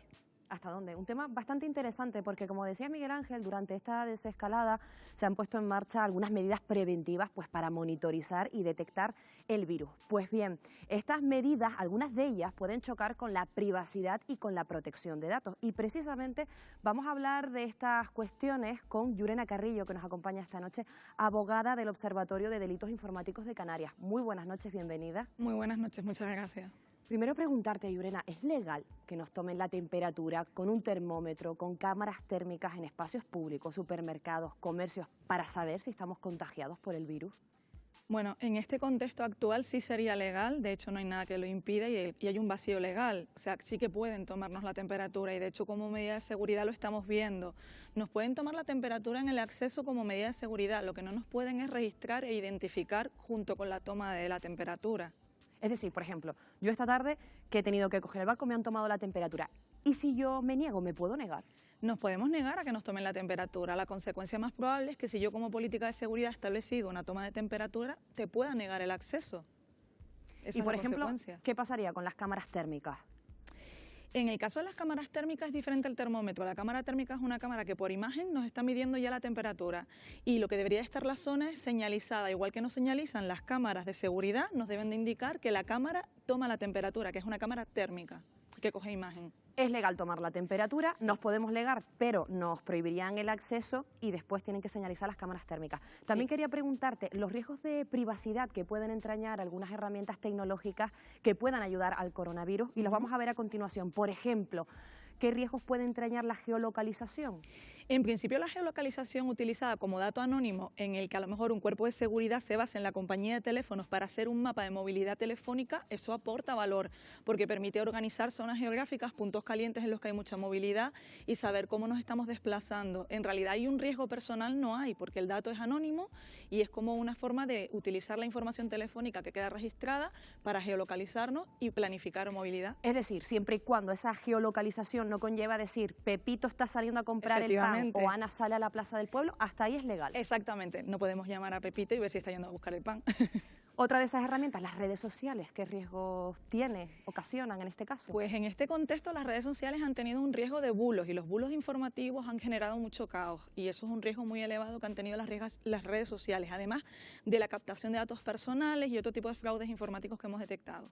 Aplicaciones móviles que están ayudando un poco a detectar los lugares de riesgo del virus. Las aplicaciones móviles, cuando te registras, hacen una captación de datos. Tenemos que tener cuidado y ser selectivos porque estamos cediendo datos y ahora mismo tenemos una zona insegura y muy abierta en tema de APP y tenemos que ser selectivos con la fuente de las aplicaciones que instalamos. Sobre todo con esa información que le demos a la aplicación, ¿no? Le damos acceso al teléfono y le damos acceso a información personal. Hay que ser muy selectivos con lo que instalamos. Otra de las dudas y de los riesgos de privacidad, las cámaras de infrarrojo. Bueno, es lo mismo que las cámaras de seguridad. La cámara de infrarrojo lo que es una tecnología que permite la captación de la temperatura corporal. Tiene que estar señalizada la zona porque es una toma de temperatura de un dato privado, igual que la imagen me la tienes que avisar, pues me tendrás que indicar que en esa zona me puedes sacar una foto térmica. Llurena, se está hablando mucho en estos tiempos de los datos biométricos, es decir, la huella dactilar, el reconocimiento facial, el reconocimiento por la pupila, esa información biométrica que se utiliza para los accesos a los trabajos también pueden ayudar en esta lucha contra el coronavirus.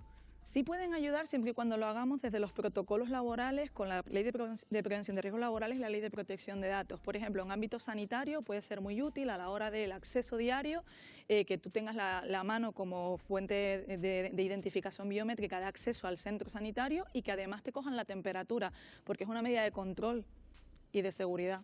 Yo voy a acceder, por ejemplo, al trabajo, por poner un ejemplo, y mi temperatura es más elevada de lo normal.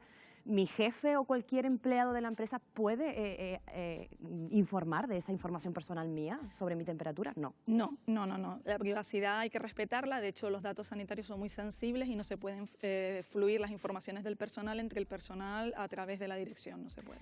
Una pregunta que yo creo que engloba todo este tema. ¿Qué prevalece? ¿La protección de la salud pública o la protección de datos, la privacidad? Prevalece la protección del interés general, que es la salud pública en este momento, y hay una ley que es la protección de datos que, si la vamos a vulnerar, tiene que ser por interés general. Entonces, en este momento, salud pública. Salud pública, interés general. Sí. Y ya para terminar, hemos podido comprobar en Internet, precisamente en los principales buscadores de empleo, que circulan ofertas donde muchos ya exigen, en muchos casos indispensables, el haber superado el coronavirus. Vamos a ver en esta pantalla algunas de esas ofertas, aquí lo estamos viendo, imprescindible test COVID-19 con negativo o haberlo pasado ya. Es lo que hablamos de ese certificado de inmunidad, pero no solo ofertas de trabajo, también se aporta en los currículum, en esas demandas de empleo que ya cuentan con los anticuerpos del COVID-19. Hablando en términos de legalidad, ¿pueden las empresas exigir en condiciones de inmunidad para contratar a los trabajadores? No, en el contexto legal actual esto no es legal. O sea, nosotros no podemos solicitar un dato médico a un trabajador para un proceso de selección de personal. Lo único que podemos establecer son pruebas objetivas de aptitud para criterios de selección de personal en cuestiones de materia física, pruebas, etcétera, de aptitud, pero no podemos solicitar un certificado específico de inmunidad. Es una materia de discriminación y además atenta contra derechos laborales básicos que están consolidados. Si a mí me exigen que yo aporte una analítica dando negativo en COVID, yo me puedo negar porque no es una medida a tener en cuenta. Efectivamente, nos podemos negar. Llorena, muchísimas gracias a ustedes por estar esta noche con nosotros. Gracias. Miguel Ángel, yo me quedo con esta última parte porque no sé qué futuro puede tener este certificado de inmunidad y hasta qué punto puede llegar, si hasta se le puede sacar beneficio a dar negativo o tener anticuerpos. Yo creo que Llorena Carrillo, a la que le agradezco enormemente que haya estado esta noche con nosotros, muchísimas gracias a Wendy, muchísimas gracias Llorena, porque de verdad que nos ha aclarado muchísimas cosas, muchísimas dudas que nos estábamos planteando, pero bueno, hay algunos asuntos que a uno le llaman mucho la atención. Le pregunto a Mos, le pregunto a Manuel, ¿te pueden obligar a haber pasado un test de coronavirus para darte un trabajo? Yo entiendo que legalmente no. Además, me hago la siguiente reflexión. Si yo presento el test negativo hoy, mañana no me podré infectar. Entonces, ¿qué sentido tiene también? No le encuentro ninguna lógica. ¿Y la toma de temperatura que se está realizando en los aeropuertos sirve para algo cuando se calcula que un 25%, Manuel, de los infectados por coronavirus podría ser asintomático? Es decir, uno podría, pues no tener una temperatura normal de 36 grados, no llegar al 37 que delata la fiebre, pero ser asintomático. Bueno, pero no vas a detectarlos a todos, pero puedes detectar a algunos. Y en cuanto a las pruebas, depende también, ¿no? Si uno trabaja como sanitario y manifiesta los síntomas, sí es conveniente que te hagas la prueba para seguir trabajando en tu trabajo. Otra cosa que te pidan como requisito para contratarte, eso es otra cosa. Pero si estás trabajando, sí es posible que sea necesario que te hagas la prueba para que puedas seguir ejerciendo tu trabajo y determinados trabajos y en determinadas circunstancias. Sí, efectivamente, en función de tu actividad profesional dentro del campo sanitario es lógico. Eres el elemento que trata de evitar y luchar contra la infección. Por lo tanto, tienes que tener una garantía de que no vas a transmitir el problema a tus enfermos. Eso. Esther, ¿la Ley de Prevención de Riesgos Laborales faculta a las empresas a poder realizar estos test? Sí, para salvaguardar la seguridad y la salud de sus personas trabajadoras, sí, pero a mí, permíteme, porque me ha dejado totalmente el shock el certificado de inmunidad, porque además de lo que ha comentado la experta, yo creo que incluso atenta contra un derecho fundamental, contra el derecho a la igualdad, según establece el artículo 14 de nuestra Constitución. Por tanto, me parece tan grave, vamos, yo animo a las personas que se hayan visto en esta situación que por favor lo denuncien, porque es un atentado hacia nuestros derechos fundamentales. En todo caso, yo vería bien que las propias empresas sean las que inicien ese procedimiento. Es decir, a mí sí me parece bien que una empresa teste a sus trabajadores. Vamos, lo veo fantástico. Es fantástico. Ahora, que ese requisito para acceder a un puesto de trabajo, eso cuanto menos debe ser ilegal, eso seguro. Si estuvieras buscando trabajo, ¿lo pondrías en el currículum que ha superado? No, yo no lo pondría. Pero yo que vuelvo a repetir, el que yo sea hoy negativo no quiere decir que pasado mañana sea positivo, con lo cual no le veo la lógica. Y el que tengas inmunidad, tampoco, que tengas anticuerpos, tampoco te garantiza cuánto tiempo los vas a tener. Exactamente. Bueno, pues nos quedamos con eso. Casi vamos a dar por finalizado la parte sanitaria, no se me vaya porque todavía nos queda mucho que hablar, mucho programa que desarrollar y sobre todo vamos a fijarnos en la parte económica, en esos ERTES, hasta cuándo van a durar los ERTES, cuáles son las profesiones del futuro en las que se puede encontrar trabajo en los próximos meses. De todo eso hablamos en unos segundos, no se vayan.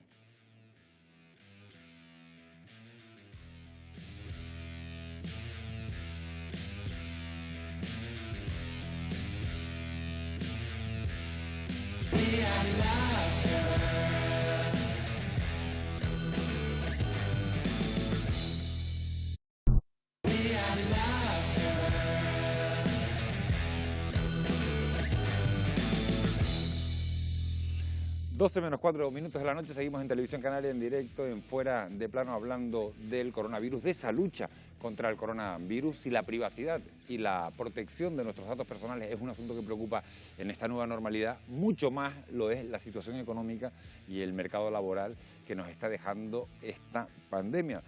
Wendy, eso es así, eso es una realidad que no podemos negar. Así es, además ese escenario económico, el trabajo nos inquieta y ahora más que nunca nos inquieta mucho cuando todo indica que tenemos bajo control sanitario esta pandemia. Preocupan mucho esas consecuencias en el empleo que han provocado estos 2 meses de parálisis económica.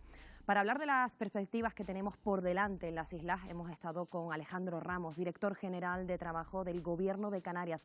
Pero antes de abordar el empleo y cómo acabamos de ver, algunas empresas están solicitando un certificado de inmunidad del coronavirus como condición para acceder a un puesto de trabajo. Y esta es la opinión sobre este asunto que tiene el Gobierno de Canarias. La solicitud del certificado de inmunidad nos parece que no se tiene que hacer por parte de las empresas. Nos parece ir más allá de lo que es la propia norma y que la propia prevención de riesgos laborales exime de esa situación. Para eso están las medidas de prevención de riesgo laboral y sobre todo que aquella cuestión sanitaria, sea por esta enfermedad u otra, es una cuestión anónima de cada persona. Recuperar el empleo es la prioridad de más de 200.000 canarios que están en estos momentos en un ERTE. Sin embargo, hay afectados que aún no han cobrado la prestación, aunque este pago es una competencia de los servicios estatales de empleo y no del Gobierno de Canarias. Le hemos preguntado a Alejandro Ramos por esta situación. Canarias son 30.300 ERTES que se han tramitado, por suerte y con muchísimo esfuerzo de la Dirección General de Trabajo, de la Consejería en su conjunto, se han podido resolver y tramitar para dar seguridad jurídica a los trabajadores y trabajadoras y también a las empresas. Y es una circunstancia que están poniendo todos los medios a disposición de funcionarios y trámites también incluso con los bancos para que puedan cobrar lo antes posible. Y con el fin de proteger a los trabajadores afectados por el cero turístico, el Gobierno de Canarias ha pedido al Estado que se prolonguen los ERTE de este sector más allá del final del estado de alarma.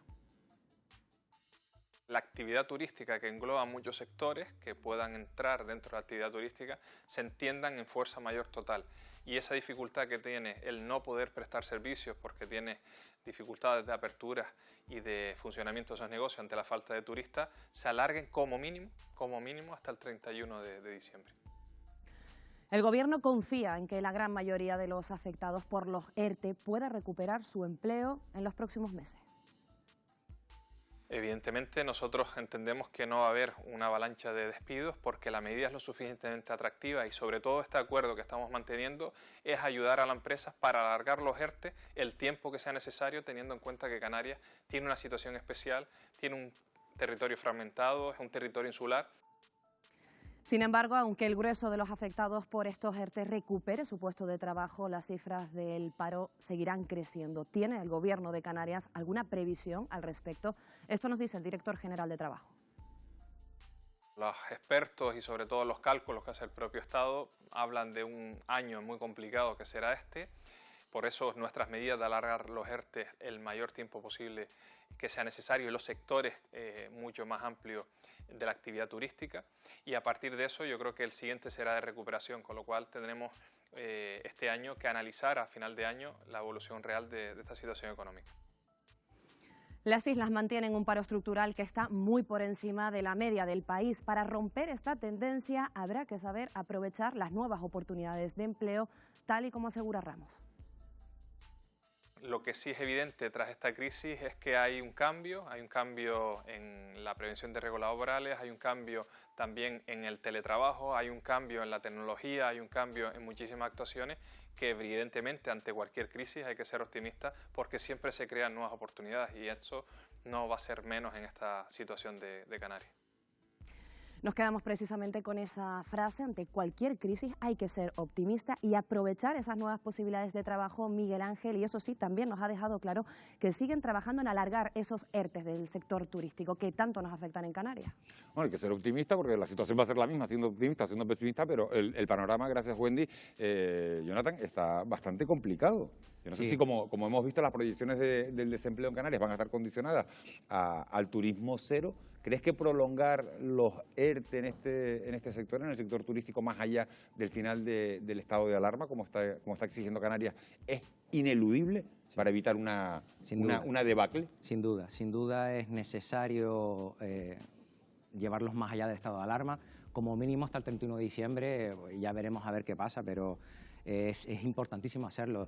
Tenemos que tener en cuenta que el sector turístico y el sector servicios en general no se va a recuperar de la misma forma que se ha perdido. Es decir, esto va a ser lento. Y va a ser lento porque dependemos del mercado emisor, dependemos de que los mercados de Gran Bretaña, de Francia, de Alemania, de Italia estén sanos,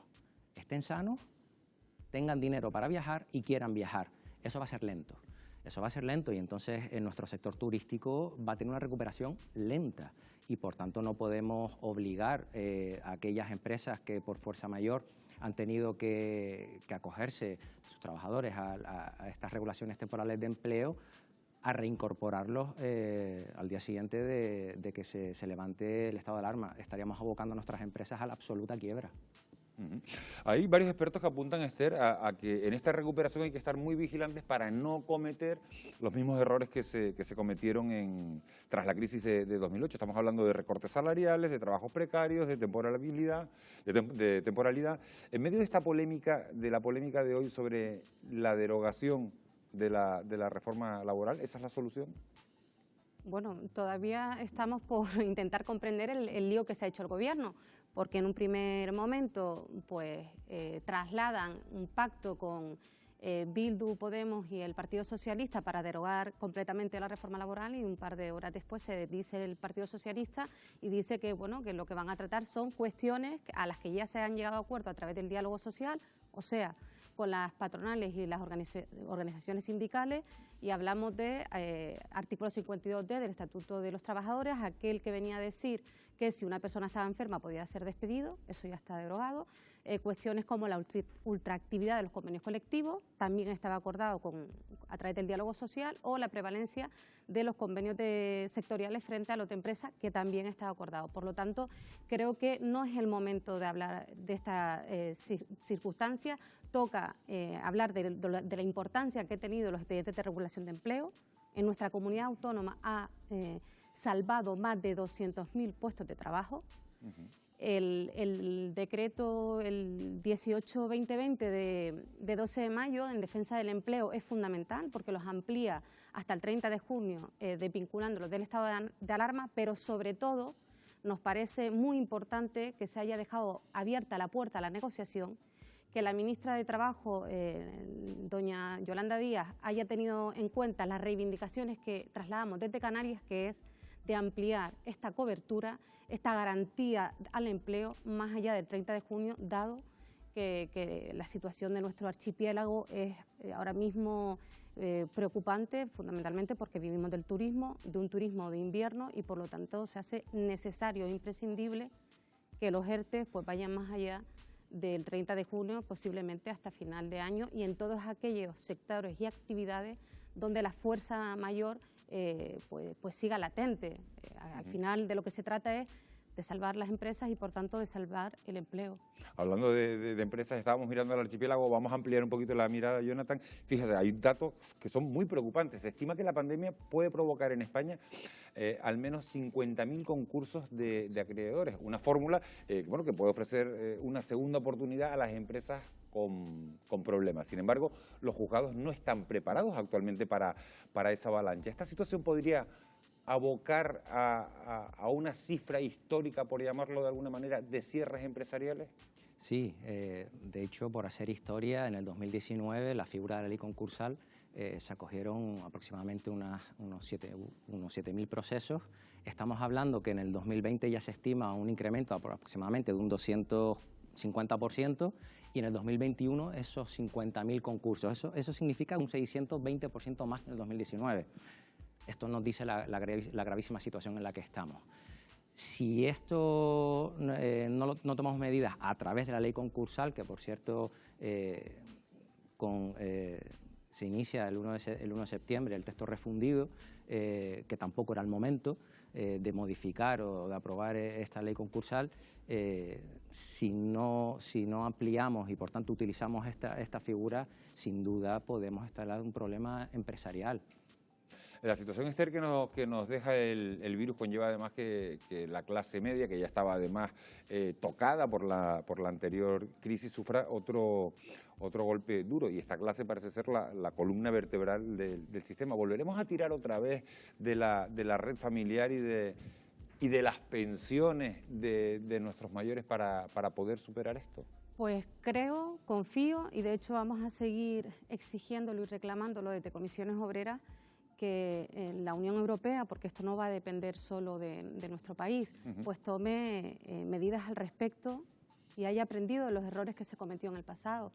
Ya se han lanzado pues estos fondos SURE para intentar cubrir los expedientes de regulación de empleo o aquellas circunstancias que hayan lanzado los países para salvaguardar el empleo, y nosotros lo que vamos a exigir es que de una vez por todas la Unión Europea proteja a los más desfavorecidos y que no tengan una vez más que tener que pagar los platos rotos. Y si me permites, por vincular una cuestión también muy importante, la conciliación. Las mujeres vamos a ser una vez más las más afectadas con esta crisis. ¿Por qué? Antes de ella, 9 de cada 10 reducciones de jornada o solicitudes de excedencia para cuidar a nuestros menores o a nuestros familiares dependientes los asumíamos nosotras, con el detrimento de nuestro salario, de nuestras cotizaciones y, por lo tanto, incluso de nuestras prestaciones y pensiones futuras. Ahora tenemos escuelas cerradas, nuestros familiares dependientes no tienen centros. Por lo tanto, seremos las mujeres las que nos veremos obligadas una vez más a tener que abandonar nuestra trayectoria profesional, a menos que se establezcan pues, algún tipo de medidas que nos permitan conciliar. Y aquí sí que he de decir que no va a ser cuestión solo de la empresa privada. Aquí tendrá que lo público poner sobre la mesa medidas que nos ayuden a todas y a todos a solventar estas problemáticas. Yo no sé si Jonathan está de acuerdo con eso. Sí, estoy de acuerdo. Sobre todo lo que nos está enseñando esta pandemia es que, a diferencia de nuestros grupos políticos, lo que necesitamos es consenso. Necesitamos que trabajadores, empresarios, autónomos, gobiernos regionales, autonómicos, estatales, instituciones públicas, instituciones privadas, necesitamos consenso entre todos. Entre todos, la única manera que tenemos de salir de esto es en consenso. Que vaya a afectar a más mujeres que a hombres, sí, seguro que sí, y por tanto necesitamos consenso. Otro de los temores, Jonathan, lo ha expuesto esta semana el Banco de España. Está muy claro, es muy claro en su advertencia. La recesión va a ser más larga de lo previsto, habrá recortes en el ámbito público, también en el ámbito privado, habrá subida de impuestos. ¿Todo esto no suena a la misma música que tuvimos en la crisis de 2008? Nos suena a la misma música y nos suena a las mismas soluciones, sin duda. Pero debemos pensar que, bueno, las soluciones son pocas. Si estimamos que con la contracción de la economía la deuda pública española se va a ver abocada a un 120% de nuestro PIB, gustaría primero explicar lo de la deuda. Al final la deuda es que nos prestan dinero. Nos están prestando dinero un 20% más de lo que somos capaces de devolver. Es decir, es como si nosotros cobrásemos 1.000 euros al mes y tenemos que devolver 1.200. Evidentemente esto no es... no puede, ¿no? Entonces, España va a ir hacia ese camino, hacia un 120% de deuda. Vamos a ir hacia un 10% de déficit cuando venimos de un 2,90. Es decir, la diferencia entre ingresos y gastos va a ser un 10% de nuestro PIB. Evidentemente, las únicas medidas que hay para solucionar esto es aumentar los ingresos y reducir los gastos. Vamos a pagar los de siempre, sin duda alguna vamos a pagar los de siempre, que somos los trabajadores, los autónomos, las empresas. Hablando e hilándolo con los concursos, se estima hoy en día el 75% de las empresas que se van a presentar en concurso o que están en ERTE son microempresas, es decir, de 1 a 5 trabajadores. El 75% de los ERTE son microempresas. Si al final, como vemos, lo vamos a pagar los pequeños empresarios, sí, va a pasar lo de siempre. Bueno, no es muy alentador eso que nos estás contando. De todas maneras, aunque los problemas del empleo van a ser graves en Canarias hasta que se retome el sector turístico, lo cierto es que también pueden abrirse otras oportunidades de trabajo. Queremos buscarle por lo menos, no digo el lado positivo, pero sí por lo menos alguna solución. De hecho, hay sectores que están ofertando más empleo. Vamos a profundizar ahora en este asunto de la mano de Fernando Aguilar, que es director de expansión de la empresa de trabajo temporal Activa Canarias. Muy buenas noches, Fernando Aguilar. Buenas noches, Miguel Ángel. ¿Qué tal? Mira, Fernando, desde una empresa como la suya se pulsa la realidad inmediata del mercado laboral. Desde su experiencia en este periodo del coronavirus, ¿qué sectores, Fernando, se han reactivado y cuáles han demandado más empleo, más puestos de trabajo? Hombre, sin duda alguna, el sector que más se ha beneficiado o que se ha reactivado con la crisis del coronavirus es el sector de la alimentación. El sector agrario ha incrementado muchísimo. Nosotros desde Activa Canarias hemos percibido un aumento en la demanda de trabajadores vinculados al sector del comercio y la alimentación, pues desde la agricultura, peones agrícolas, tratamiento, recogida de frutas y recolección, empaquetado. Es decir, en estos últimos 70 días hemos estado confinados en casa y el consumo ha seguido caminando. Es decir, no se ha parado el sector de la alimentación. En estos momentos los perfiles seguramente más demandados sean pues peones agrícolas, empaquetadores, preparadores de pedidos, transportistas. Nosotros sí que hemos visto un incremento en estos sectores. En ese sector agrario precisamente que menciona Fernando Aguilar, ¿cuesta encontrar trabajadores? Hombre, no cabe duda que en las últimas décadas ha crecido muchísimo en Canarias la planta hotelera. Ha habido un éxodo de trabajadores en las últimas generaciones del sector de la agricultura al sector agrario. Realmente depende un poco de los territorios dentro de Canarias. Si nos vamos a los lugares donde hay una amplia planta hotelera, es muy difícil encontrar trabajadores que quieran trabajar en la agricultura. Si nos vamos a los nortes de las islas, por ejemplo, encontramos menos dificultades para encontrar pues, trabajadores que quieran trabajar en la platanera, en invernaderos, en la tomatera. En islas como Fuerteventura o Lanzarote o, por ejemplo, en el sur de Tenerife o en el sur de Gran Canaria, realmente hay ciertas dificultades para encontrar trabajadores que quieran trabajar en la agricultura. Básicamente, pues dos razones muy obvias.